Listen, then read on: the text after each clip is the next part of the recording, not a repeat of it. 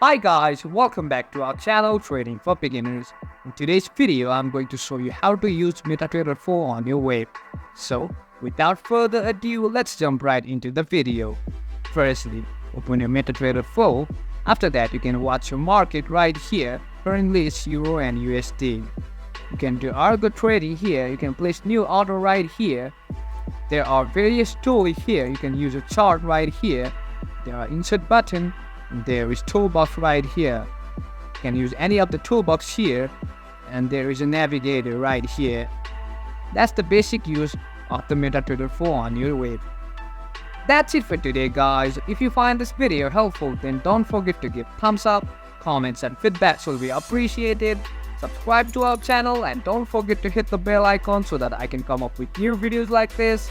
Until then, have a great time and thank you for watching.